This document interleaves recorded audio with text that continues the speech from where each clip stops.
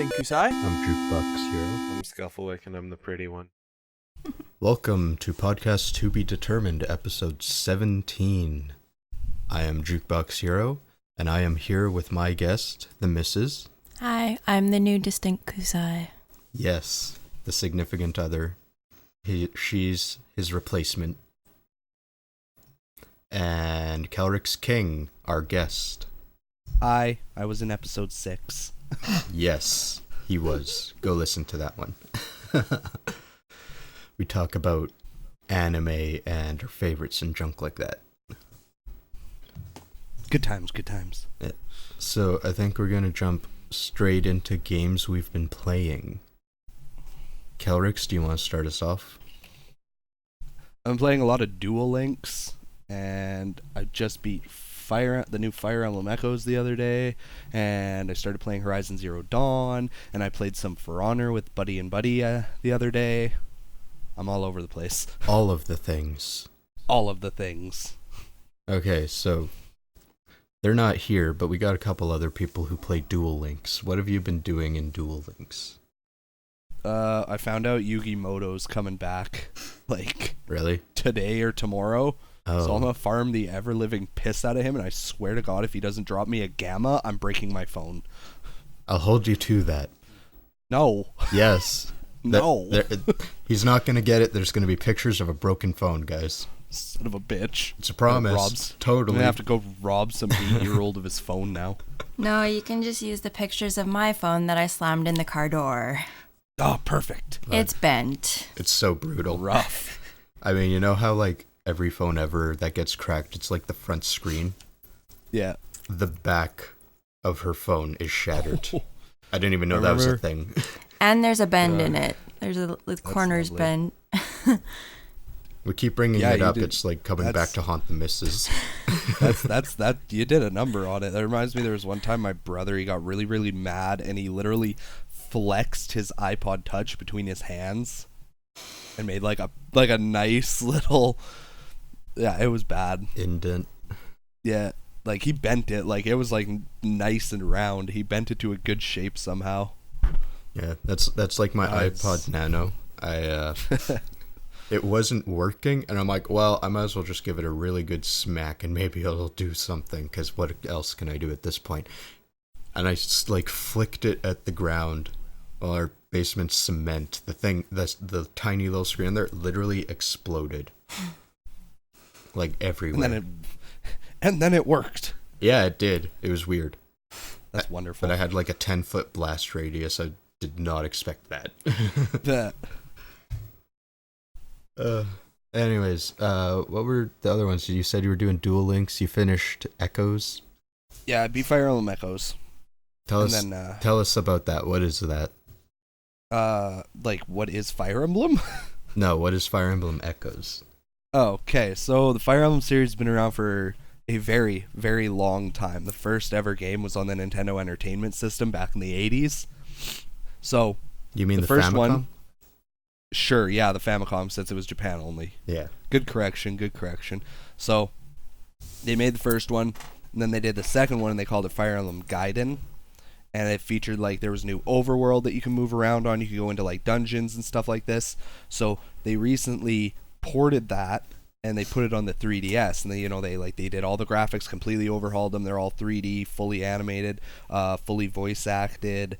And it's still the same core game with, a couple of fun improvements. There's more weapons. There's like weapon skills and stuff now.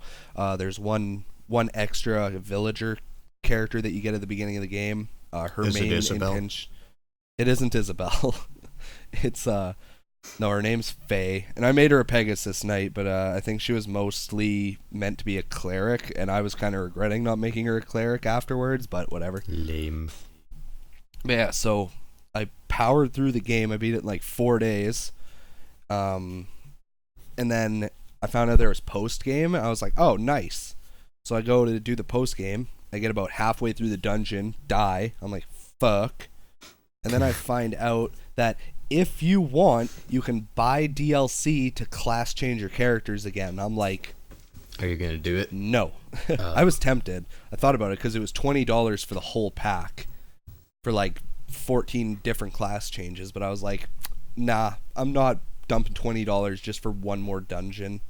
I think I saw that. Yeah. Like in an article. I think it's really cool. It's just like, why? I mean, it is pretty cool, but that scares me a little bit with Nintendo because they were doing DLC so well. Mm-hmm. Because, you know, they saw everything that crap come and Konami and all those guys were doing, and they were like, let's not do that. Yeah. So they were doing things like entire, you know, Grand Prix sets and like new characters and stages in Brawl or Smash Bros. Yeah. And stuff. So like to have another class change feels a little regressive. Yeah. I mean, you look at it on the upside, and it's like if you want to buy all the class changes, it's $20. You can buy each class change individually for $250. Or if you want, you could just buy the season pass for $50, and that'll get you that, a shit ton of extra maps, a bunch of, you know, if you want, you just buy the season pass and you get a ton of extra stuff. You get like money grinding maps, you get like experience grinding maps and all that good stuff. But I definitely think the main point of the DLC is for the people who want to play on like hard mode classic, because then it's like you need to buy the experience grinding maps and you need to buy the money grinding maps so that you can, you know, have half a chance in hell. But right. otherwise, yeah, it's just a clever cash grab scheme, so I wasn't about to fall for it. Yeah. I mean, all the extra other features that you were saying there, it sounds like quite a bit more. Mm-hmm. Yeah. I'd also imagine it's a lot more forgiving than the original game, because to my knowledge, the first 4 or 5 Fire Emblem games were just notoriously difficult. Right. Especially, there's one, I want to say it's the 4th one. It's called Fire Emblem Thracia. And apparently that one, it's like, you need a baby blanket, you need a soother, and you need a lot of alcohol after that one. Apparently it's just fucking ruthless. Brutal. So, but I think we should see what the missus has been playing. I was about to say, what are you guys playing? Well, I only ever play Pokemon Go. Because I'm not home to continue with my Sims challenge that I made for myself. I'm still working on killing all my husbands. But I suddenly fear for Distinct Kusai. But yesterday I finally caught a Stantler and a Dunsparce. They're really pathetic, but I finally got them. Oh yeah. That's just it. You find if I went out the next day and I found a Dragonite at 50 CP, I'm not about to be upset. Yeah. Yeah. You know. We were at a park in the city yesterday, and the missus got on a streetcar and went around the park, and she caught 2 Cyndaquils. Nope, just one. Just one? Cyndaquil and a Dunsparce. Ooh. Still, I am ridiculously jealous because I still don't have a Cyndaquil. I love Cyndaquil. Even my mom has like 5. But when she was on the streetcar, I kind of went off in a different direction and ended up getting a Togetic. Togetic. Yeah, dude. Shit's rare as fuck. I always thought those were nifty. Yeah. I mean, they look weird to me. I like Togepi the most, which the missus also has, which I'm jealous of. But Togetic, when I was trying to catch it, it goes in a really erratic pattern that's kind of neat. Gotta hit him with that Nanab berry. Nanab. Yeah. And then not like a video game, but I've been doing crosswords a lot. Because I had no access to internet for a month, so... Oh, rough. That reminds me of my aunt and uncle. They're really savvy with, like, card games and dice games and all this. And literally, if you meet my uncle, you can look in a circle around you and you'll probably spot 1 to 3 Sudoku books at any given time. He always has Sudoku books, always. Is he one of those guys that'll write every number in a square until he figures out what it is, or does he just write a single number and then it never changes? I'm not sure. I think he kind of single numbers it, and then if he realizes he made a mistake, if he realizes he made a mistake, he'll go back. I single number it. Yeah, that's for the hardcores, because that's when you're literally using your brain power to figure the shit out. Yeah, I used to have, my parents got me a little Sudoku, like a little pocket Sudoku electronic game for Christmas one time. Yeah. I was like, I don't understand this, so I literally just like I literally go from 1 to 9 in every square until it dinged, and I was like, yay, I'm learning. No, you're not. I mean, that's how my mom told me to do it, so I did, and I regret it. Yeah, no, Sudoku is one of those games.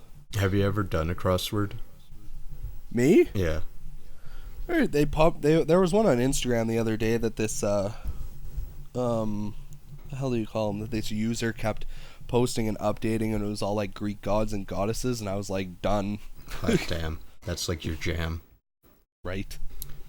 I'm really bad at them, so I have like a giant stack of newspapers with like half filled out crosswords waiting for me to get smart and finish them. I mean, see, I find the actual crosswords in the newspapers and stuff, like, they're fucking hardcore though. They are. Yeah, the biggest difference between like the newspaper ones and the ones you get in books is usually the ones in books are themed. Yeah, exactly. So you just look for a theme that you actually care about. Because I mean, it's like, I know stuff about music, let's do this one. Yeah, exactly. Because I know the ones in newspapers, sometimes it's like, what's the French word for lobster? Like, it's like I give mad props to any lay lobster. Yeah. I give mad props to anybody who can actually just like bust out a crossword, no problem. I'm like, damn, you are not doing a job you should be doing. Yeah, so the missus has been doing crosswords, and then when she's gone through the first time, I'll like take them and try and figure some shit out, and I might get like 2. Nice. But I have this, they're all New York Times crosswords, and it's like 200 of them in a flip book. And Nice. I was doing that one while she was doing the newspaper ones, and I like it a lot more because the answers are on the back page. Not necessarily for like, I don't know what this is, let's look it up. It's more like, I have found a word that fits. Is it the right word? And most of the time it isn't. Yeah, that's what I've been playing. Nice. I've been playing the same thing she's been playing. Plus Duel Links. Plus Duel Links, just a little bit. I've been making sure to log in each day to get my gems. Very nice, very nice. Actually, you know what? I opened 5 packs because I've been working on the chaotic compliance. I just decided to do some other ones. Nice. And my draw luck got better, I guess. Or my pulls. To a degree. Yeah. So I got a super rare. I don't even remember what the fuck it is. Whatever. Do you remember what it was called or what it does? Nope, but I don't care about that one. So after that, I went to Age of Discovery. Yep. And first thing I got, ultra rare. Oh, the Levia Dragon? Nope. Oh, rip. The fucking Enraged Battle Ox or whatever the fuck that thing is that has 1700 attack and 1150 defense. Hang on, I'm gonna go find out. You know, I got a picture of it, I'll bring it up. But it's the most piss-off thing ever because, like, what the actual fuck can I do with that card? It's a normal monster. And, yeah. You know, the actual power monsters in my deck that are 4 stars have 1750. So why the fuck does he even exist, and why the fuck is he an ultra rare? Okay, so 2 things. If it was Age of Discovery, the other ultra rare is Michizuri. Okay, it wasn't that one. It might have been Axe. It might have been Axe Raider. It's Axe Raider. Come out, yeah. But yeah, yeah, that shit. I was like, yes, ultra rare, yes, and then I immediately got super pissed off. I just think it's kind of funny how it keeps going down and down. Like when the game first came out, Ultimate Rising and Age of Discovery, that was it. So getting Axe Raider as a 1700 beater was a really, really good card. Yeah. And then Neo Impact came out, and then Jerry Beans is 1750 and a super rare. And then fucking Chaotic Compliance comes out, and now Kyonshi Warrior is a 1750 and just a rare. So, I mean... Yeah. Next thing we know, the next pack that comes out, we're going to have an 1800 monster that's normal. Fucking, I think it's Wanderers of the Sky has that goddamn angel card that's 4 stars and 1800 attack. It's still an ultra rare, but like, man. That's Valkyries. Yeah, Valkyries Valkyrie. Rage. I never remember this shit. But fucking got that, opened like 2 more packs. The second pack, Sphere Karibo. Nice. Fucking, I wanted that so bad, and now I'm just like done with that box. It's like, I got the card I want, fuck it. Sphere Karibo makes me happy. Yeah. So, I think we are done with games we've been playing. Yeah. Moving on to the tech news and geek news. Who would like to start? Ooh, pick me. Okay, Kelryx. Okay, so I got 2. Really? Yes, because one literally popped up this morning, and it's nothing big. There's no info, but it's whatchamacallit is it was recently announced that tomorrow there's going to be a Pokemon Direct. Oh, yes, I heard about this. Yes. So a lot of people are like, new games, and I'm like, fuck off, you know that's not happening. Like, we literally just got Sun and Moon. They wouldn't be announcing Gen 8 already. No kidding. So the really popular assumption is Diamond and Pearl remakes. Ooh, that'd be nice. I agree, because those were two of my favorites. I think Gen 4 was one of the strongest generations. See, I borrowed Diamond from you and I couldn't give half a fuck. Like, I got pretty much to the Elite Four. I'm like, man, I'm bored with this game. Yeah. But I like the idea of them making remakes, because, you know, each generation they do that. It's a lot better. Exactly. It's a lot better than the other one people are theorizing about Pokemon Stars. Yeah, I'd be half and half about that. But I follow Shady Penguin on Twitter, and he commented on it, and he's like, guys, just so you know, if it was like a main console, if it was like a main game for the Switch, they wouldn't be announcing it a week before E3. Yep. And it's like, exactly. So most people are speculating. All the dreamers are saying Pokemon Stars or Gen 8. All of the realists are thinking probably Diamond Pearl remakes. I've seen a couple of really, really hopeful people hoping for like a Yellow remake or a Red and Blue remake again. And then a lot of people and the one that I think is probably most likely is a lot of people are thinking that Pokken Tournament is going to get ported to the Switch. Right. And I think that's probably the most likely one. I wouldn't be surprised if they dropped a remake. Yeah, because there's rumors and stuff about a Smash Bros. I guess that wouldn't be a remake, but a port. Yeah. Yeah. So I wouldn't be surprised if they like did Pokemon Direct and they talked about Pokken for like 7 minutes, and then like right at the end they like flash like, you know, Pokemon something Diamond and Pokemon something Pearl. I wouldn't be surprised, but I'm keeping my hopes down. Keeping my hopes down. Good idea. Low expectations, you can't be disappointed. Exactly. Unless it's super, super bad and you expect nothing and are still disappointed. Sons of bitches. And then the other geek and tech news is I'm pretty sure most people have probably seen Sword Art Online or something about Sword Art Online. Well, for the people who haven't, it's an anime where there's a virtual reality game where you pretty much enter the game through a like head console, and then it's fully interactive. You know, the dream. Like you live in that virtual world kind of thing. Yep. So, of course, everybody watches the anime and everybody's like, oh my god, that'd be the best kind of game ever, which I agree. So, I think like a year ago, they announced that they were working on a real-life version of something similar to SAO, or Sword Art Online.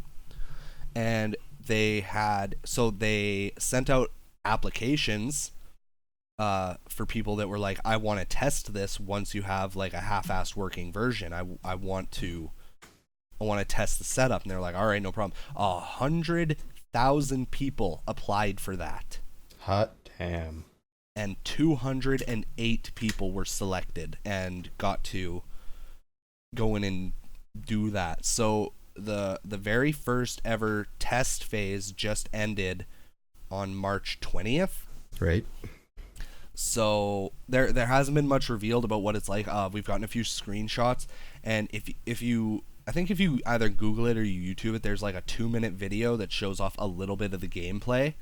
But I mean, it's still in the works. So I mean, like, part of the gameplay is it's like you see a guy and he's like swinging these swords, but he's just like flailing them wildly, and then it zooms out to like him actually controlling it. And he's just like whipping his fucking arms around. It's hilarious. But it seems to play very, very similar to how the game would actually play. Like, at one point, somebody picks up like an orange or something, and it gives like a little text box above it that says like orange, and they have like a status screen on the side that they can like touch and select. Hold on. This is literally Shenmue all over again. Just the next step. No, dude, seriously, because that was like the example everyone would use with Shenmue, because that was a super interactive world where you could do like literally everything. Is that you could go up to the fruit bowl and pick up the orange, and you'd be like, it's an orange, and put it back. Good thing I know that now. And yeah, there's like a status screen on the side that you can like move your hand over, and you can like tap on like items and equipment and like all this other stuff. Like, it looks super fucking cool. Are we going to get it in the next 10 years? I doubt it, but... I mean, it's coming from IBM, right? Yeah. You know, I actually saw a picture of that stuff, and it's like full body suit. You got the head thing on, and you're like in this mini cage type thing, and you're practically on a treadmill. Yep, pretty much. So some really advanced shit. Mrs., how do you feel about this? Because I know Distinct never shuts up about it. About what? This VR stuff where it's like full body suits and like treadmills and junk. It looks so dumb. So dumb. I have a video. I don't even care. I have a video of Distinct playing it in the mall, and it just makes me giggle. Oh, the Vive. Yeah. Yeah. Jeez. Oh, flailing. I think it's a cool concept. If they got something like real life Sword Art Online working, like fully, I mean, there's a couple of issues. First of all, it'd be expensive as tits. Yeah. It'd be fucking pricey because you'd have to buy the headset, the game, whatever type of shit you need to run said game, the full body suit, assuming there is one, whatever controllers go on your hands. You'd need to buy the treadmill and the cage to make sure you didn't walk through your fucking living room window. Right. So, I mean, you'd need like a big setup. Like, it'd be like I'm dedicating my basement to Sword Art Online. No kidding. I don't know. I think the entirety of this is they're working on new technology, which is nice. But the only thing people are currently caring about is the fact that it's Sword Art Online. Yeah, pretty much. Like, if it wasn't Sword Art Online, no one would give a shit except like the major tech heads who want VR to be a thing. Yeah. I want it to happen, and I want it to work properly, and I want it to be successful, mainly because it's like ever since, you know, I was a kid, that was like the dream. It was like, you know, play a video game, be in a video game, right? So I'm excited to hear more about this. Am I excited to see like an eventual price tag and all this? And my thing is, I couldn't give two shits if it was a Sword Art Online, if it was Sword Art Online like a copy or whatever. It like, if there was anything, it's like I watched Log Horizon, I've watched Overlord. Like, it's a very popular concept these days to like characters get trapped in video games. Yes. Right? Well, Sword Art Online kind of popularized that, because I know there was like Hack and Excel Saga before that. But SAO popularized and created the new genre, not SAO. Yeah, exactly. Yeah. I know .hack was a little different, just because .hack was just them playing the game, right? Yeah. Like, they could log out and everything, but the story was really convoluted, so But still, I'm excited to see where they go with this. I think it's exciting to like see a little bit of gameplay and some pictures, and like to see that they do have it working. It's just a matter of, fine tuning it and then, coding it and making everything work 100%. Well, we'll see where it goes, and I'm sure we'll have more to say about it when Distinct gets back, because I'm sure he already fucking knows about it. Oh, I'd bet money. Anyways, I have a really, really short piece of news. Mm. And you kind of already mentioned it. E3 is coming in 1 week. Exactly Hype. 1 week. It's on the 13th to 15th. Hype. Yes, all the hype.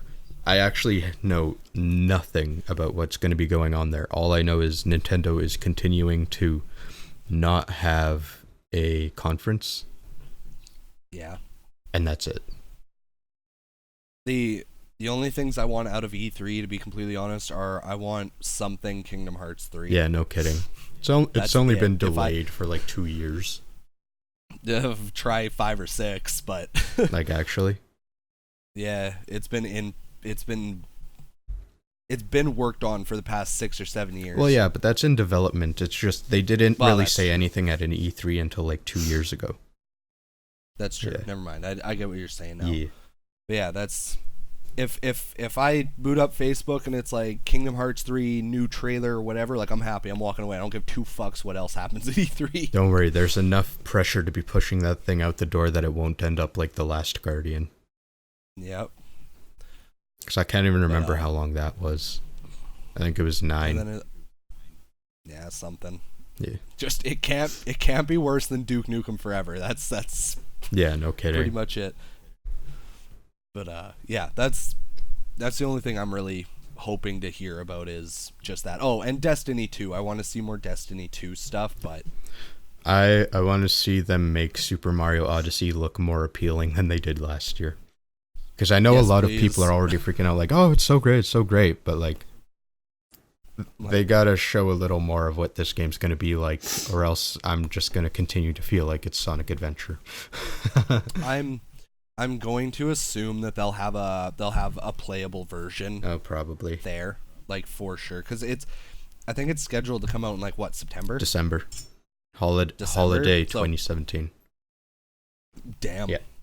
They're gonna make money, but so yeah, I definitely think they'll have a playable version at E3. Yeah. I think they'd be stupid not to. Mrs. I don't have any news. I'm boring. Sorry. Oh. A man did make a 33-pound fidget spinner, which completely defeats the purpose of a fidget spinner, but whatever.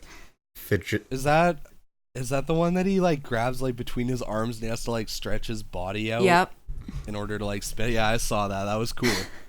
Fidget spinners defeat the purpose of fidget spinners.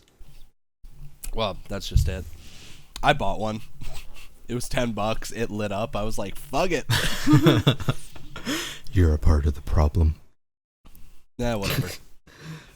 Yeah, No. if you wait long enough, we'll see them in the Value Village and stuff for like $2 in a couple weeks. Yeah, pretty much. Exactly. What I think is cooler than the fidget spinners is, have you guys seen the fidget cubes? Yes. It's like a million little buttons and a joypad type thing. I think those are way more worthwhile. Like if I found one of those, I'd pick one of those up because it's like they have like a joystick you can spin on one side. They have like a light switch you can flick on the other side. Multiple buttons. Like it's 6 different sides with 6 different little fidget things. So I definitely think that's more worth the while. You know, I'm pretty sure that was a Kickstarter thing. The cube. It was. Yeah. It was. Because I looked at it, but I was broke, so I was like, nah. Don't do it. I got a glimpse at that picture, the article that the missus was looking at. Mm-hmm. And it might create a really stupid new trend, like the shake weight, but like a massive fidget spinner. Jesus. Could you imagine seeing infomercials for that? Just like, spin your worries away, get ripped. I'd be like, fuck you. Okay. Is that it for news, guys? I think so. Yeah. Okay, next segment, movie reviews. I'm all over this shit. Yeah, so we're actually going to start with Kelryx. What? I see you have Yay! like 5 there. I'm special. We're just going to get through his because none of us have seen it and he can't spoil it for us. Exactly. So this is how the ending goes. Damn it! But no, so I went and saw the 5th Pirates of the Caribbean movie the other weekend. I didn't even know it was out, but Yeah, for anybody who's curious, the full title is Pirates of the Caribbean: Dead Men Tell No Tales. I thought it was called Pirate's Life. No, surprisingly enough. Oh, That's the working title for the 19th movie. got it. Yeah. So, But, was it any good? It was the second best one in my opinion. For real? Yeah, like it falls behind the very first Pirates movie, but I mean that thing was just a bloody masterpiece. Right. But the second one definitely not the second one, sorry, the 5th one is definitely second. Like easy. It goes back to the roots of the first one. Like it's very serious, but it has no qualms with like bullshitting and humor and all this other stuff. Like Oh, good. Jack seems less of a pushover as he has been in like the last couple of movies. He seems more driven and confident and just stuck in his own ways like he was more in the first movie. How long has it been between this one and the last one to come out? I want to say not 3 years. It's been longer than that. I want to say like 5 years. Okay, because I know they were kind of driving the series into the ground, so they needed that break. Yeah. Yeah. So here, hang on. I'll just double check because I'm pretty sure we all went to the midnight showing. Yeah, it came out in 2011. Damn. The 4th one. So it's been a good 6 years. Yeah. So I mean, but it was really good. Like the main antagonist, in my opinion, very very good. He's relatable. Like you can agree with his motives, but at the same time, like he's still the villain, right? Okay. They added in a couple of new characters who they parallel Jack very very well. There's a lot of comedy. There's a lot of it's honestly just good. I want to like say certain things, but I'm like, nah, spoiler ban, you know. So, but like, rating out of 5, and do you recommend it? I'd give it like a solid 4.5, and yeah, definitely go and see it. Go see Pirates, everybody. Do it now, Mrs. Tell them the My things. turn. So I have this 2017 bucket list. It's 365 items to do in 365 days. And a bunch of those items are movie lists, like the IMDb top 250 as of like December 31st, 2015. There's like the Rotten Tomatoes top 100 horror, top 100 art and design or whatever. But yeah, there's a lot of them. So I've been working on that, and I'm watching around 1 to 2 movies a day. So I've been watching lots and lots of movies. I finally started watching the Star Wars movies for the first time ever. Right. Yep. And Distinct would be super excited about it because he keeps making like references to Star Wars, and I'm like, what? I've still not seen it yet. And then he's always like, oh, you have to see it. Jesus, where have you been under a rock? Yep. Don't worry, because I have seen all the movies, but I forget the majority of them, so I'm sure he'll still do that to me. Yeah. But this morning I started watching Empire Strikes Back, and I've had to rewind and rewatch it like 3 times because I keep falling asleep. Empire's a slower one for sure. Yeah. Like, cause it's, it starts out, it. Can I? Do I have to worry about spoilers for shit that came out in the fucking 70s? Like, No, don't worry about this one. Okay, good. This one's It's like, 37 it's- years old. I think you can spoil it. Exactly. So it's like it starts on Hoth, and immediately like Luke gets all fucked up, and then there's like a mild fight on Hoth, and then they fuck off to the forest moon of Endor, and then like it's all over the goddamn place, and then Han get frozen in carbonite, and this and that, and this and that, and it's not.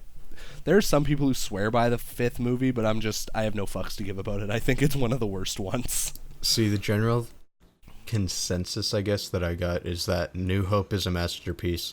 The 5th one is pretty damn good follow-up, and then the 6th one with the fucking Ewoks is just trash and should die. Yeah. That's the main reason people hate Return of the Jedi is because the Ewoks. I'm just like, bruh, they're adorable. 4, 5, and 6 vicious. are all on the IMDb top 250 list, and I think 5 is above 4, which I don't understand because I keep falling asleep during 5. Fanboys. Yeah. Yeah. Is this the one where she wears the bikini? I believe so, yes. Okay, well that's probably why it's above number 4 then. I thought it was a New Wait. Hope, so that shows how much I remember. No, sorry. Don't. I'm going to get crucified by fanboys. No, the bikini is the 6th one. Because it's right at the beginning of the movie. Like, Luke breaks into Jabba the Hutt's whole thing, and he gets dropped into the Rancor pit, and he kills it without a lightsaber, and everybody flips their shit, and then he saves Leia, and then he saves Han, and then Han's blind because of the carbonite and shit, and it's... Yeah. And then Boba Fett gets eaten by a fucking... He gets eaten by a fucking, whatchamacallit, he gets eaten by a Sarlacc pit because, oh no, my jetpack malfunctioned. Han shot first. Yeah, sure. I'm actually looking at this top 250 list, and Yeah. Good, the Bad, and the Ugly is a lot higher than I thought it would be. Do you know how many friggin' Clint Eastwood movies there are on that list? And they're all the exact same. Bang, bang, cowboy. Clint Eastwood squints at the screen, and then there's that cowboy music, and then people shoot each other. You feeling lucky, punk? Yeah, and then Clint Eastwood just throws out a line, and that's it. That's the movie. Oh, look at that. Star Wars Episode 5, the first Star Wars to appear on this list, is number 12. God damn. Forrest Gump is right below it. I fucking love Forrest Gump. Forrest Gump's a good time. I think, though, because when I made this list, it was for last year's list, so I did it on December 31st, 2015, so I think it was different then. Oh, most likely. Than it would be now. Yeah. Mhm. A lot changes in a year. And I found A New Hope at number 20. That's only 8 spots lower. That's not bad. Yeah. So, you haven't seen all of Return of the Jedi yet, so A New Hope, to live up to the expectations that you've gotten. I feel like it might be overhyped a little bit, but it's good. It's just a little overhyped. Yes. I think I definitely agree. I think a very big part, because I love Star Wars. I fucking love Star Wars. But the main thing is, it's like it came out before anything like that was any amount of commonplace, right? Mm-hmm. So immediately people are seeing like, crazy acrobatics going on with like, because the Jedi use the Force and they can do like the easy peasy flips and spins and all this other shit. Lightsabers that can deflect laser beams and cut through steel and shit like this. Like all of that stuff was just so out of the fucking ordinary back then that like... Didn't they invent the swipe cut? Lucas Films. They may have. You'd have to Google it though. God only knows. I don't know. I'm pretty sure they did, because I remember that from English classes. It's like, look at all these swipe cuts all at once. Well, they very well could have. Quick note. On the list, I'm scrolling down, and the next Star Wars doesn't appear until number 73, and it's the 6th one. Bruh. Yeah. Yep. Just ain't right. And I'm super excited because on Netflix, they put out that list of things that are coming up, and on June 20th, Moana's coming out. So excited. I loved Moana. Moana was a wonderful, wonderful movie. It was the best. Oh, I still haven't seen it. What? I thought you hadn't seen it either. No, I've seen it. I'm left out. You are. Yeah. Well, you know what? My girlfriend Kari, she got a Netflix account, so I can watch that. On June 20th. Get on it, Juicebox. Yes. Yes, I will.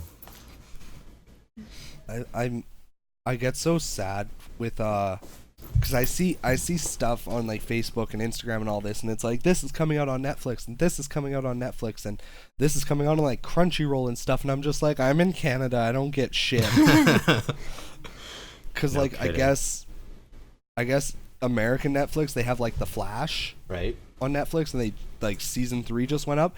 I own season 1.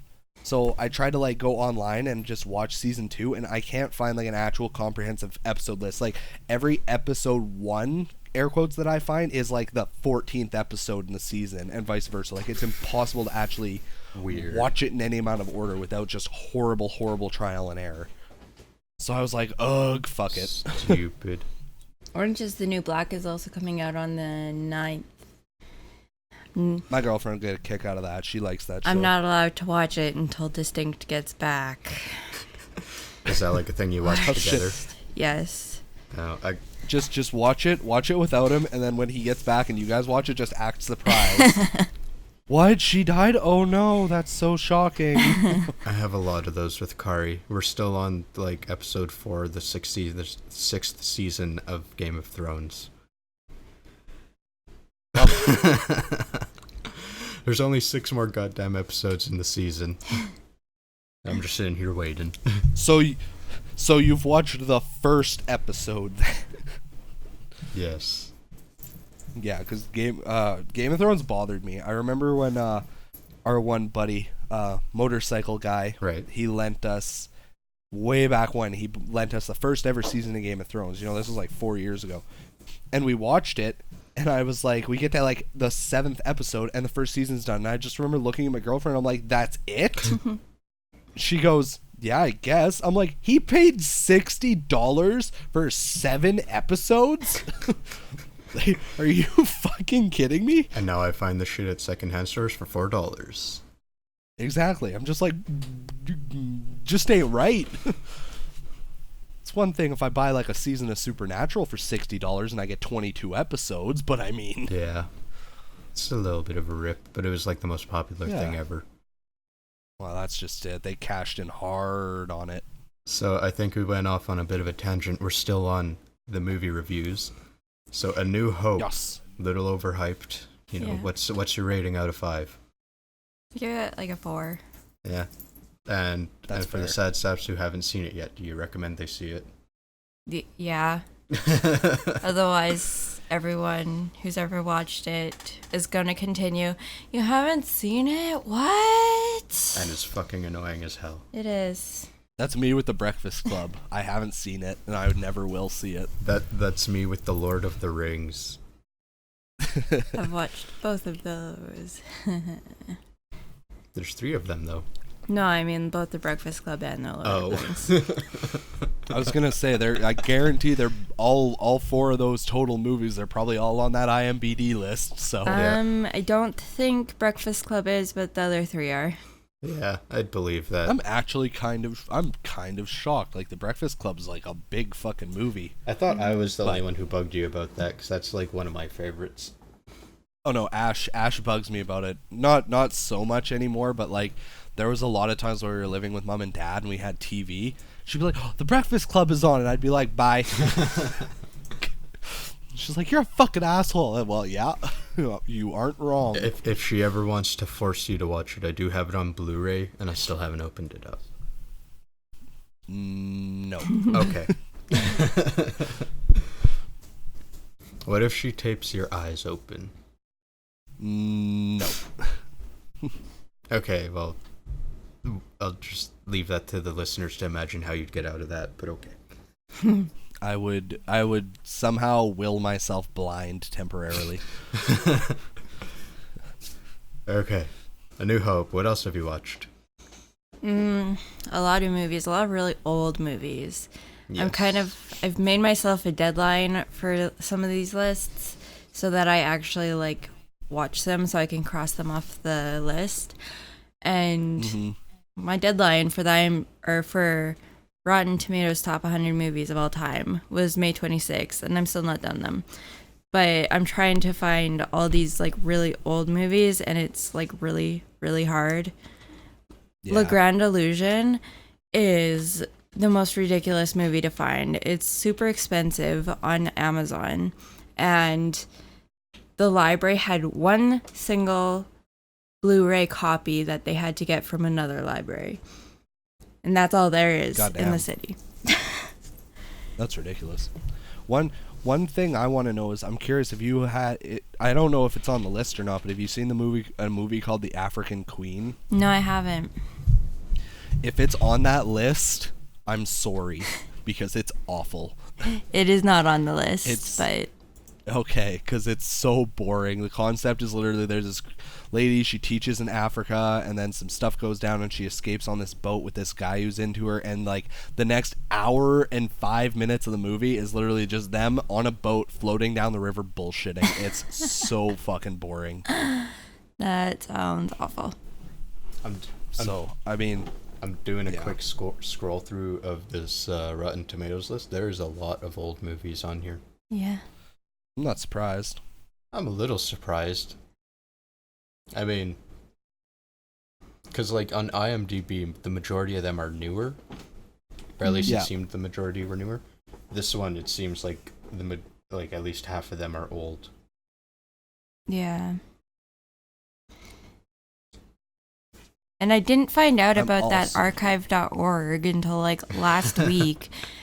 And I could have saved myself so much time by just going there. Now you know. Knowing's half the battle.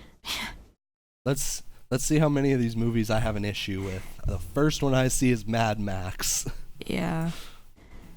I did not care for that movie. It was okay. I liked it, but it's okay. It's got the same thing that I feel about A New Hope, which I was telling the missus a couple days ago, is that like we learn about this shit in English class, and it's like, oh, look at Star Wars. They use all of these archetypes, all of these are so wonderful, and they're so original and great at like using them, and it's such a masterpiece for using them artistically and stuff. And I'm like, how the fuck is any of that original or artistic? And if you're using all of the archetypes, that means you're doing something that's already been fucking done. Yeah. Like there's merit to using them, but like that doesn't mean it's a masterpiece for that reason. A couple on here that I'm seeing are number 16 and number 27 are Boyhood and 12 Years a Slave, respectively. Those are wonderful movies. I haven't seen either of them. Boyhood's really cool because it took them like 13 years to film it. Mm-hmm. Oh. Because they cast a child actor when he was, I think, 7 or 8 years old, and it's that same child actor, and by the end of the movie, he's like 19 going to college. Wow. So it's like every actor in the movie shows actual aging and like all this. Like, it's a really, really cool movie. Mm-hmm. And then 12 Years a Slave is pretty much this this black man who's played by, I think it's Chiwetel Ejiofor. God, I can't pronounce that dude's name, but he's a free black man, and then he gets kidnapped and sold back into slavery, and it's literally just his story of fighting to get his freedom back and all this other stuff. It's really, really good. God damn. I actually wanted to see that one. I saw it at the library when we were picking stuff up. It's super good. It is. It was on Netflix. I don't know if it still is. Oh, probably. Yeah, you'd have to search it. Yeah. A Streetcar Named Desire? No. Oh God, I Game Grumps joke disagree. About that. Yeah, there's some of these that just watching them, I don't know how they got on a top 100 list at all because they're just so awful. But it has to be something with like, oh, it was revolutionary. It's like, no. That's just it. It's all the movie critics agreeing that something was done so right that all the other annoying and boring shit gets overlooked. Yeah. The ones I was surprised I really liked were all the space ones, like Gravity. The top 100 documentary list had The Last Man on the Moon. There was a couple other ones. I really like those. I thought those were interesting, and I was like never into space, but now I'm like super into space. Yeah, that'll I happen. like space. But having me, I enjoyed. It's not on here, but like I really enjoyed The Martian. Yeah, I thought The Martian was amazing. Yes. Yeah. They did it so right, because there are so many times where, of course, it's movie magic. It's like if you actually broke the science down, like a lot of shit doesn't work the way it supposedly does in said movies. But I guess because they asked the author about it, and the author was like, no, I actually did like a ton of research. Like, it would be possible to live on Mars for so long if you had everything that you possibly needed, right? And that's just it. So I thought the movie was fucking genius. Yeah, it was quite wonderful. Right? It was on the IMDb top 250 list. Nice. Was it? Yeah, I'm not surprised. Did you watch it? Yeah. Oh, good. So good. I'm pretty sure it was CinemaSins.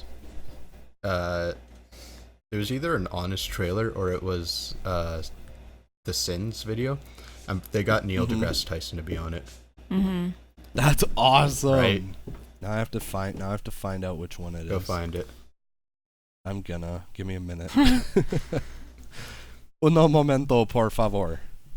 I don't speak French.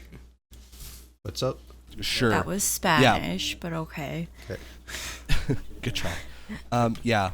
Oh, they did the same. Oh no, they've done a lot of these. Everything Wrong with The Martian featuring Neil deGrasse Tyson. Everything Wrong with Gravity with Neil deGrasse Tyson, and Everything Wrong with Interstellar featuring Neil deGrasse Tyson. I'm watching all of those later. Interstellar was good too. I enjoyed Interstellar. It was really mindfucky towards the end, but I enjoyed it. I thought it was cool. Got any other specifics on that list of yours? The one we watched last night that I thought I'd let you talk about. I can't pronounce Da-da-da-da. Miss Peregrine's Home for Peculiar Children. Yeah. Oh, good. Yeah, I that. never remember the title. I haven't read the book. Honestly, for like the first 40-ish minutes, I was sitting at my desk doing cross-stitch while I was in the background. And it felt super... Do you remember that movie Hoot? Yeah. Yeah, it felt like something like that. Like they took a book and they got a bunch of child actors, and it felt like child actors trying to read a book. Yeah. But then all of a sudden, I saw Samuel L. Jackson. It got all actiony and shit, and I was like, yeah, okay, I'll watch this. That was my main thing too. Is I didn't really care for most of the child actors. I do enjoy the main boy. I really liked him in Ender's Game and stuff. Okay. And I know he was in Hugo, I think. I never saw Hugo, but I'm pretty sure he was the main kid in it. But I like him. I think he does a good job. I think in Miss Peregrine's, I think he did a very good job of like balancing, being driven to be who they need him to be, and also being torn up about, like this whole world that he didn't know about, that suddenly he's, hey, guess what? You're a huge part of this. Like, Yeah. Good luck. So I think the actor did a very good job of balancing those two emotions. You can definitely see the contrast and the conflict inside him the whole time. But I definitely think Samuel L. Jackson and I can never remember who plays Miss Peregrine. Is it Emily Blunt? Isn't it- You know? I think it's I Emily feel Blunt. like her name's like Eve Green or something, but I'm probably like super off. It's not Emily Blunt. No, okay, then yeah, I'm fucking wrong. I'll look it up. I'm fucking Eva Green. Yeah, Eva you're Green. right. I don't know where the hell I got Emily Blunt from. Oh, because just the other day I watched fucking I don't know. She was in something I watched the other day. A thing with Yeah, moving that. pictures. That thing. Yeah. I don't know. I think my suspension of disbelief was like at an all-time low yesterday or something, because like I was watching the movie and I'm like, yeah, okay, but then I was pretty much listing stuff off like they would in CinemaSins. Mm-hmm. Like Yeah. the Medusa kids. I'm like, why the fuck don't they literally just use them for everything? Yeah. Right? I think it's a That's really just it. good movie if you haven't read the book. Yeah, it was pretty good. but I've read the books, and the movie pissed me off so much. Tell us. See, about it. that was my life when the Percy Jackson movies came out. Yeah. I had to be tied to my chair. I was about to go murder the director. Well, like, it's so stupid, and like the changes were so unnecessary. Some of them. Give us some examples, because Am I allowed I'm probably to going to read spoil? the book. I'll Yeah, have go it for read by next. We've all seen it. I'll have the book read by next week, so I don't really care. Okay, spoiler. They switched Emma and Olive. Olive is supposed to be the girl who floats. Emma's supposed to be the girl with the fire. Olive is supposed to be 8, and Emma's supposed to be the guy's love interest. Like, what an unnecessary switch. Right. So he's supposed to be in love with the fire girl. Yeah. Why? If I touch you, I'll burn you. Our love can't be. Oh. And Am I like close? a little bit. You forgot the part where he bought Carhartts, but yeah, you're pretty close. Okay. Yeah. There's just a lot of things, and it was stupid stuff like that. And Well, what's that one with the age thing? With Miss Peregrine. oh yeah, she's supposed to be old, like not 30. Like, Yeah. I think Grandma mentioned, Grandma was watching with us, that in the movie she said she was 80, but like, for fuck's sakes, make her look 80. They made like Judi Dench's character is what all the inbreeds are supposed to be. Like they're all supposed to be as old as Judi Dench was, not fucking 30 years old. Well, you know why they did that, right? Sex appeal. Because they were like, well, shit, we have a bunch of kids. We can't do anything with that. Fuck it, main lady's going to be 30 years old. We're going to doll her up real good. Yeah. That's exactly what fucking happened. I hate when they do that. So, closer to the end, when there's like the battle scene and stuff with the hollows, they started getting like super wub electronic-y music and stuff. And it felt like a huge distancing from the rest of the movie. Well, it's because they jumped into 2016.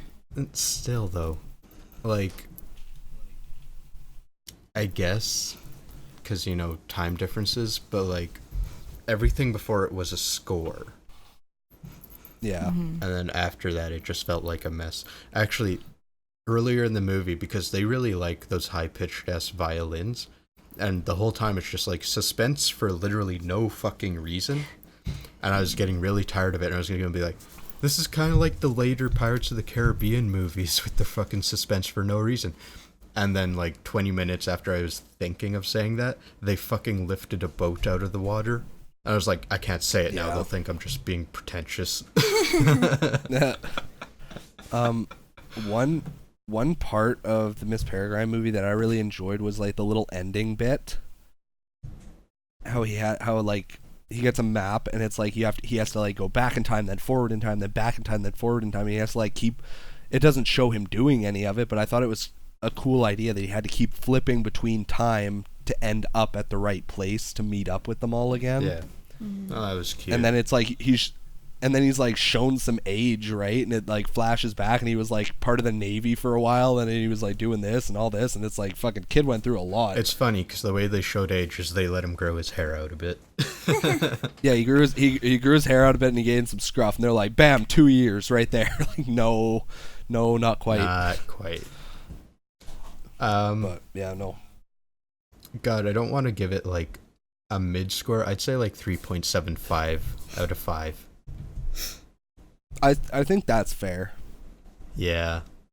We'll go with 3.75. Do I recommend it? If you haven't read the book, sure, go watch it. Like the missus said, there's a lot of unnecessary changes, and she's like, I don't know if she'll ever let us forget. Yeah. I've heard it a few times. You want to talk about unnecessary changes real quick? I'll show you something real quick. Give me a sec. I gotta get the pictures and post them in the chat. Okay. But so one thing that's always bothered me is it's in Aragon in the books, all dragon riders have this thing called a Gedway, and make sure I'm pronouncing this right. Yeah, Gedway Ignacia, and it's a silver mark on their hand that signifies their dragon rider, and it's like where they channel their magic out of and stuff. So the picture I just sent is what it looks like in the book and how it's described in the book. And then the next one I'm sending is how they made it look in the movie. And I don't understand. Like, I can't wrap my head around why you couldn't just do a big silver mark in the center of their palm. Like, that's some fucking, like, paint it. Literally take 2 minutes and paint it in the center of his palm for any of the shots where it pops up. Like, how is that difficult?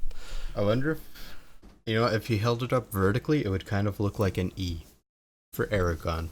Yeah, that's the thing. That's exactly. probably the stupid reason they did it. Exactly. And that's what I thought. I was like, oh, that's clever when I was a kid, and I watched the movie, and then I read the book, and I'm like, those fucking assholes. Okay, so I found a picture of Miss Peregrine from the book, and, like, she's not super old, but she's not 30. She's not, yeah, she's older and homelier than Yeah. Eva Green. Yeah, definitely. And I think that fits better, because why does she need to be pretty? Well, this lady's pretty, but, like, why does she need to be, like, movie star? Yeah. Yeah. Because everybody knows that unless you're, like, some kind of freaking movie star or whatever, you can't use a crossbow. You can't smoke a pipe. Yeah. And I don't think the twins were in the book. Like, I don't remember them being in the book. Like, they were, like, there was a picture of them and they were mentioned, but, like, they... Yeah, but they weren't actual characters. Yeah. Hang on, I got it pulled up right here. Yeah, Emma Bloom, their powers are switched. Abram, Bronwyn, super strong. Enoch, resurrect dead horse. Fuel. Plants, Hugh, bees. Invisibility, back mouth, and Victor. Yeah, no, the twins aren't in there. Not as actual characters, at least. Mm-hmm. Like, there's a picture and stuff, but they're... Yeah, that's it. Yeah. Yeah. So, since both of you guys have seen this, what's your rating on it out of 5? And do you recommend it? I think I don't know. I'm on the same. I'm in the same boat as the missus. Like, if you haven't read the book, you're probably really gonna enjoy it. I thought it was a great movie, but I haven't read the book. So once I read the book, I'm sure I'll be like, nah, goddamn movie. But it's pretty much the same as like any. It's, in my opinion, it's the same as any book movie that isn't like The Hunger Games or Harry Potter. Like, it's. You're going to love the movie if you haven't seen the book. But if you have seen the book and you love the book, then all you're going to do is nitpick. Mm-hmm. And I find that with every single book and movie I read. Yeah. There was one like, that I've read recently that had a better movie than book, but I can't remember which one it was. Let's see if I wrote it down. Go find it. Because, I mean, I know all the hardcore people are still like, oh my god, the Harry Potter books are so much better than the movies. And it's like, I read the last 2 books. I thought the movies did a pretty damn good job, but I'm not like a super hardcore fan. And then there's other book to movie adaptations like Aragon and the Percy Jackson movies where it's like, they're like, okay, I skimmed the first 50 pages of the book. Let's do this. Like, and it's just like, I swear they like spin a wheel. They're like, okay, we need something to happen. Spin the wheel. They get in a fight. No, that just happened 2 minutes ago. Spin it again. They get fast food. Okay, good. Let's do that. Like, put it in. Make them act it. You know, it's kind of funny because we talked about this on episode 6 when we had Kelryx too. I think maybe if you want to see our extended thoughts on movie adaptions or any adaptation from the source material, you should go listen to episode 6.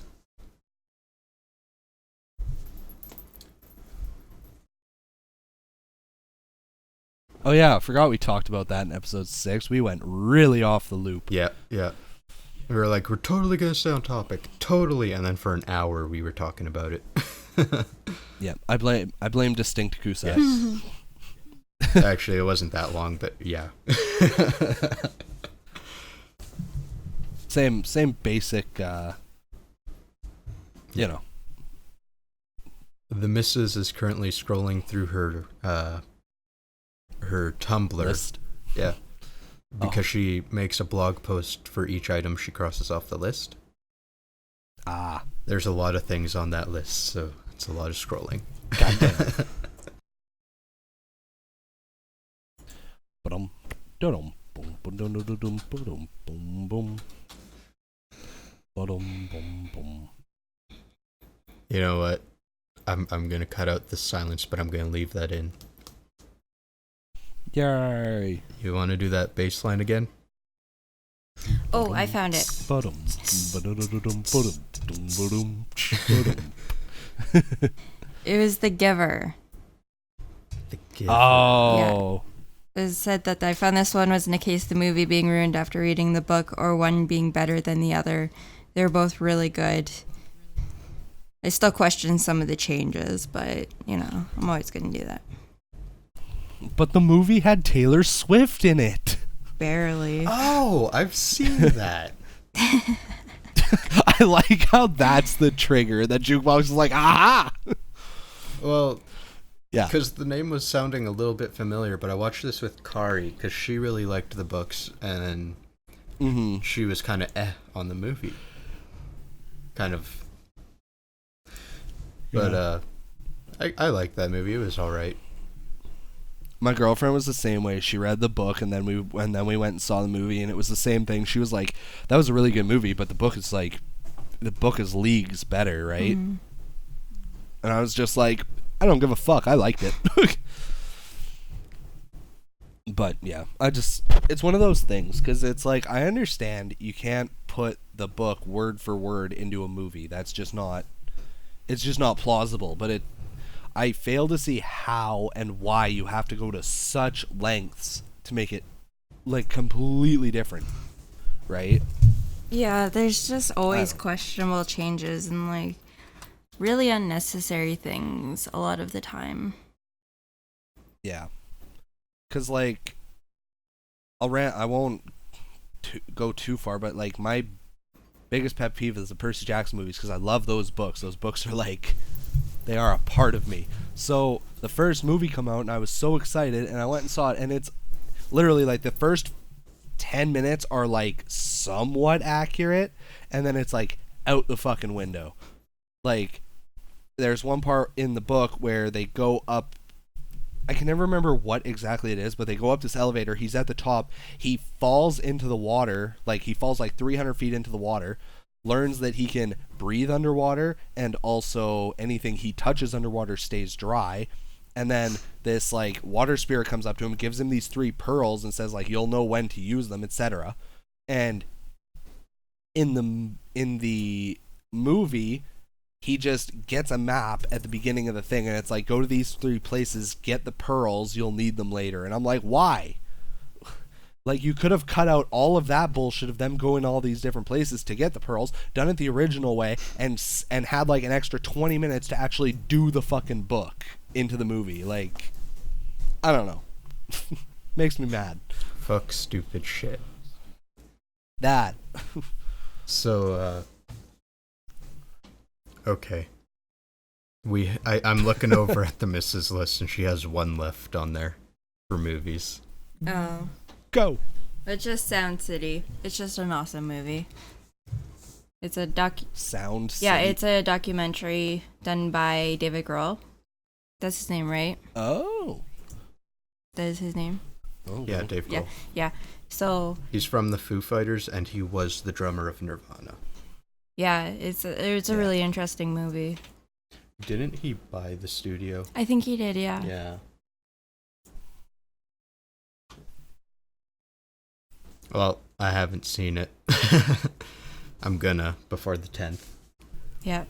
I was gonna say, I'm kind of surprised you haven't. Oh, it's one that I want to see because I always saw the vinyl soundtrack to the movie in stores and stuff, and I never found the movie. But the missus got it from the library, and it's kind of sitting in front of me right now. So, Okay. does that wrap up our movie That's cool. reviews? Yep. We're going to move on to the main topic, which is video formats. We're talking about physical containers, not MP4s and AIVs and different file formats.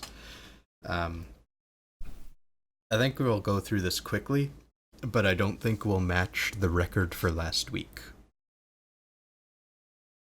Yeah, I got nothing. This is all you guys. Our one listener, the missus, hasn't listened to last week's yet, so I'll just say we did nerdy occupations and jobs, and it lasted for about 1 minute and 30 seconds.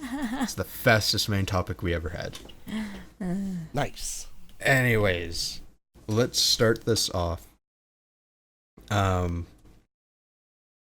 We are talking about physical video containers, VHSs, DVDs, Blu-rays, and whatnot. And I'm going to pose a question to you two. What is your favorite format? Laserdisc. Mine's DVD, just because like I have a lot of DVD players, but not a lot of Blu-ray or anything like that. Okay, so the missus gave us a reason. Kelryx, why do you like Laserdisc? I actually don't. I've never seen a Laserdisc in my life. I just Damn thought it. 'Cause I like Laserdiscs.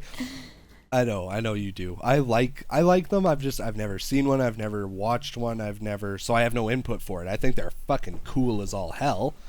But overall, I like Blu-rays the best, just because the higher quality, and I also like, it's not the video format exactly, but it's like what I like about buying a Blu-ray is it's like 9 times out of 10, if I buy a movie on Blu-ray, it comes with a DVD version anyways. Yeah, the combo packs. So I'm like, yeah, right? But yeah, I prefer Blu-rays just because higher quality, you know, like they're 1080p or whatever, they're just better to watch, the sound's better, etc. So for me, I think, and this is really tough for me, I'd probably say Blu-ray too, but the only reason is they're more scratch resistant than DVDs, and they have all the modern features we've come to expect. That's about the only reason. But VHS and fucking Laserdisc. I do love VHS. VHS, because that was the first real, you know, like home video format to the mass market. So a lot of old movies and things that came before all of a sudden were like, hey, we can keep making money on this and reach a bigger audience. So they released everything on VHS, like fucking everything. Yeah. I mean, way back when VHSs first came out, you know, it would still cost you like $80 fucking for a movie, which was ridiculous. But, you know, the prices eventually went down as it reached a bigger market. And I think I remember seeing an old ad for Star Wars A New Hope for $30. And that was the CBS Fox version. Yeah. $30 in 1977 is a lot of money. Yep. But it had a very good appeal because it was like, it was one of those things where it's like either you buy the movie and you can rewind it and watch it again and again and again, or your kid keeps bugging you and you keep going and renting it from Blockbuster or whatever, and you know, yeah, you never know. After so many trips to Blockbuster, you very well may have as well just bought the goddamn movie, right? Yeah. Right. Another reason I have for VHS, besides the fact that these things of yesteryear are on it and not necessarily on DVDs and Blu-rays, is they're currently dirt cheap. So if you can live with 240p video or 480p, goddamn, 10 cents, 25 cents, $1, depending where you're at, can watch a movie that you like. And it's actually really difficult to destroy a VHS. The only thing about VHS that really annoys me is that if you have to go back or something, you can't just skip like you can with DVDs. It takes like 20 minutes and you're rewinding it, and it takes a long time because you have to see like, all right, finally found the spot, but it just takes forever. Yeah, and there's And there's no timer on it either, right? So you're just watching the picture trying to find the right spot, right? It's funny you mentioned It's not that like because DVDs and Blu-rays. the VHS player I have is actually an SVHS player, which most people have never heard of in their lives because it barely lasted. A Super VHS is like a VHS, except it's closer to DVD quality. So instead of 480p, it's like 568p.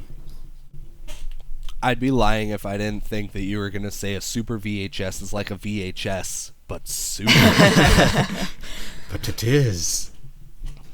No, Dun, dun, dun. I've literally never found a Super VHS, but I have the Super VHS player. Nice. The upside of that is that usually they have better playheads, so in general, the picture quality of a regular VHS will be better than your standard VHS player. That's nifty. Because it was a higher end thing, they'll actually have stereo audio heads. A lot of old VHS players only had a single head. This one would have two. And it outputs in S-video instead of composite, which also helps with the video quality of a VHS because the luminescence and chromescence is separated in S-video. And that pretty much just means your black-white level will look better. That's the biggest difference that having those things separated will do for you. But That's cool. I lost my fucking thought. Why was I going off on SVHS? I don't know. Because it's your favorite? Because you said VHSs were your favorite video format overall? Yeah, I guess. Mrs., have you ever seen a Laserdisc? No. No? Oh, God.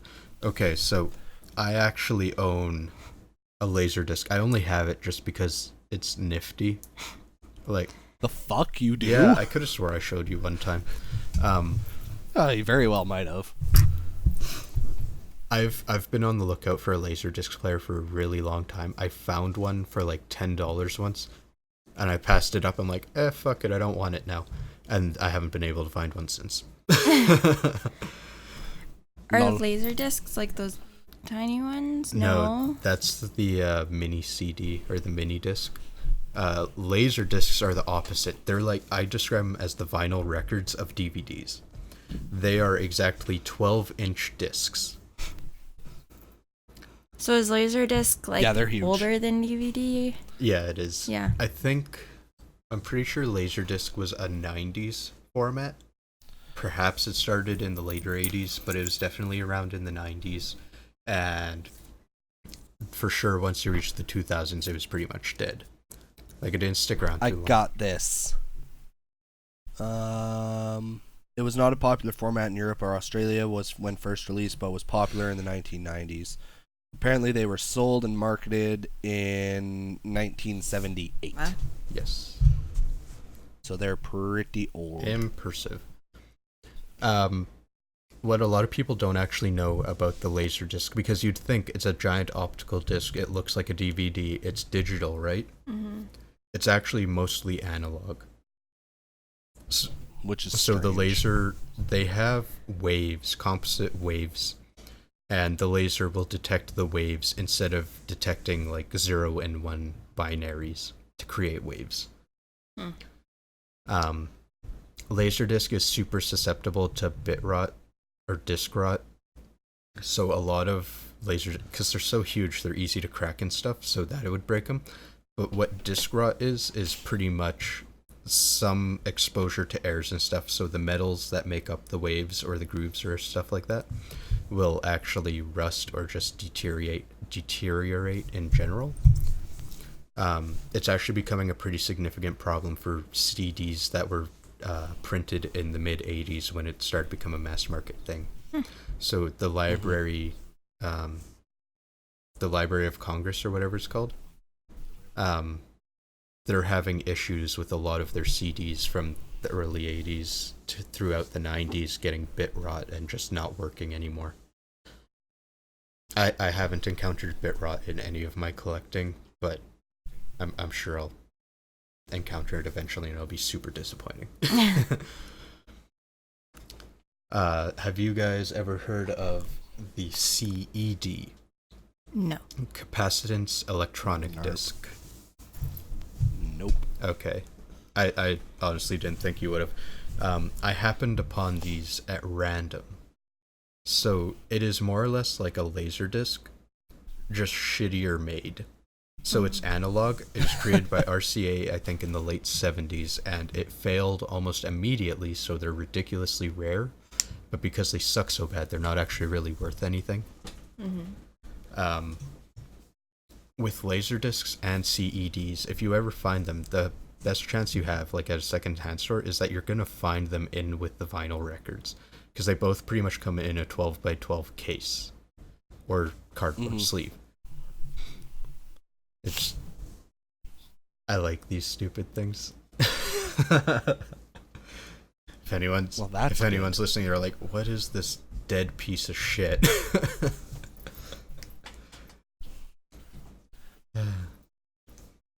That's just Jukebox's interests. Yeah, my stupid interests.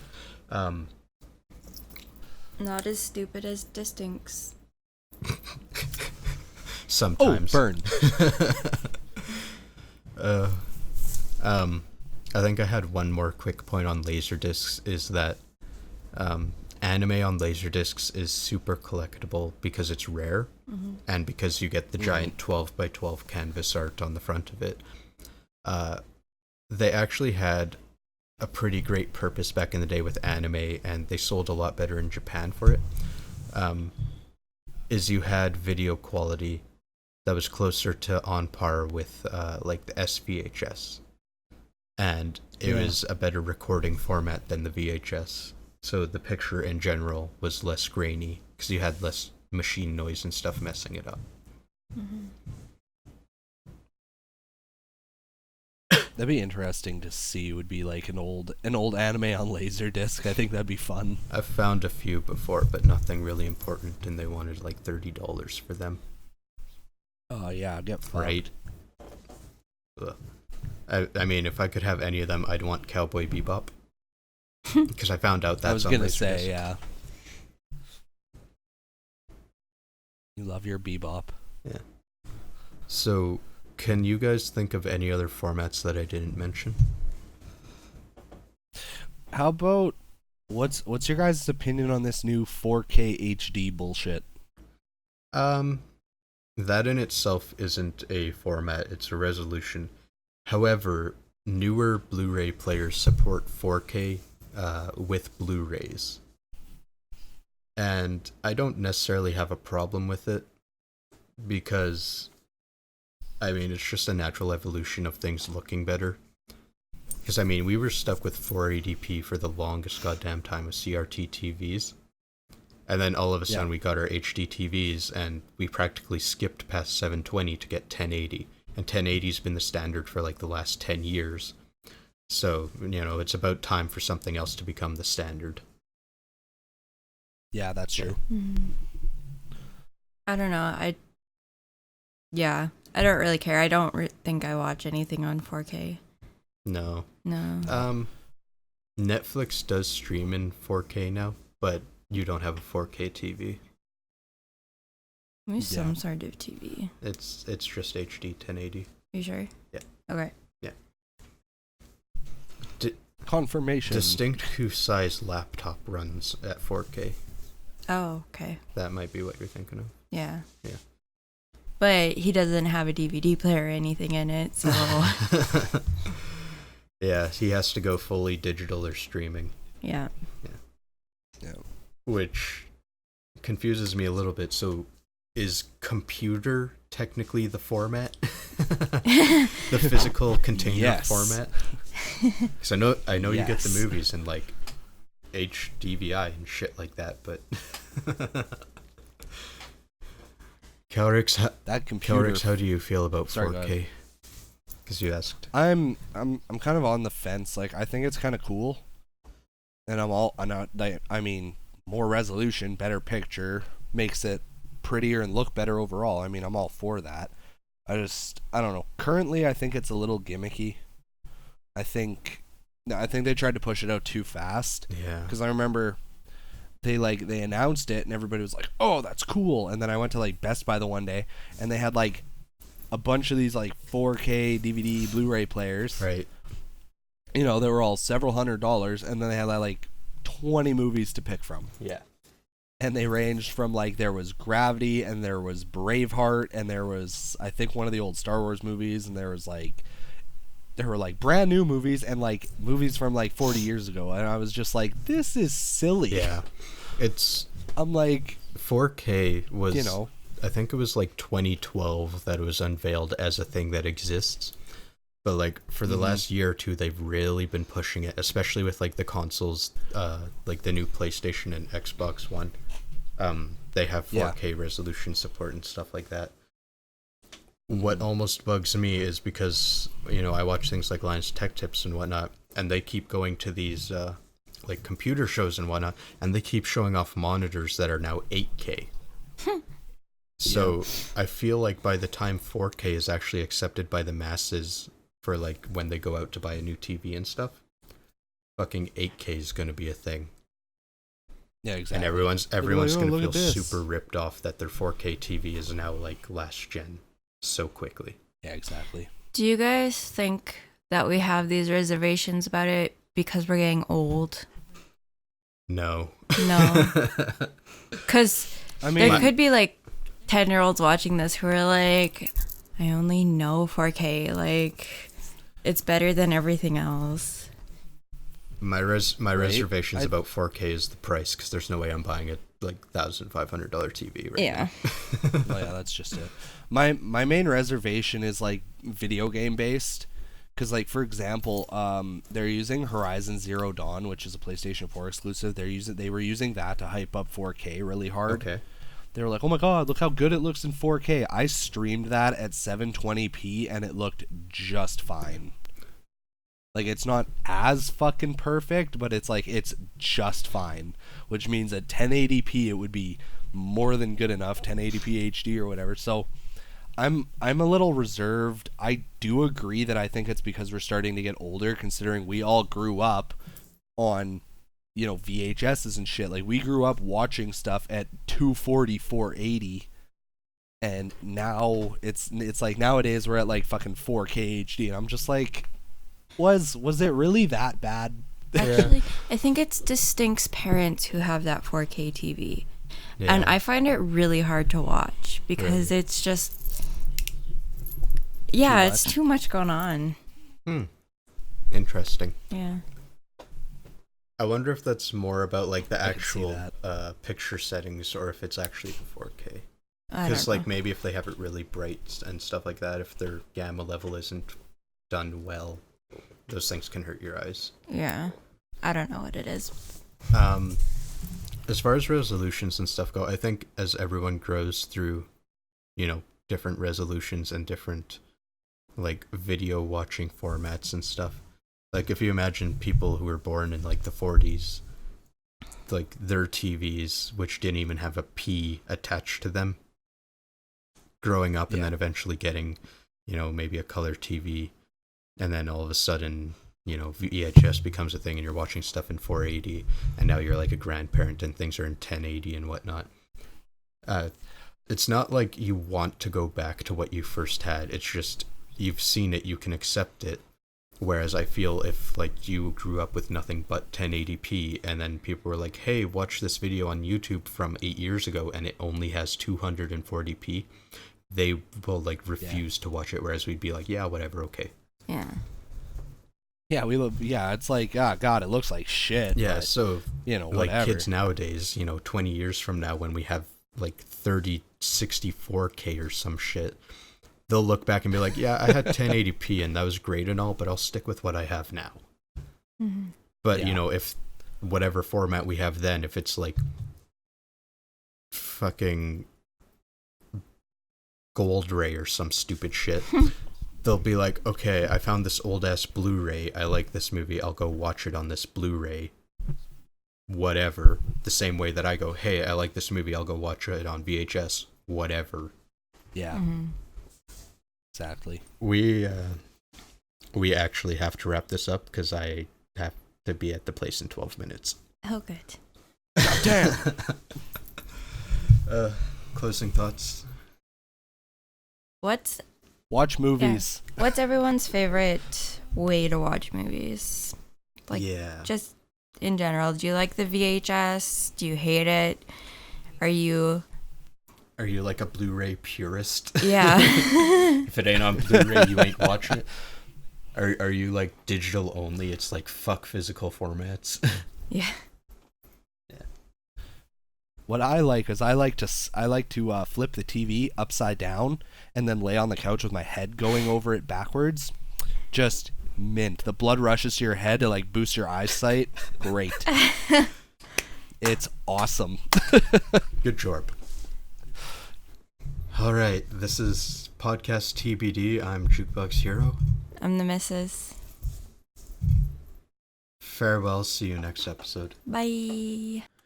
Remember, if you liked what you heard today, please remember to subscribe and like the video. And if you would like to hear anything particular, don't forget to comment down below. And thank you and have a nice day.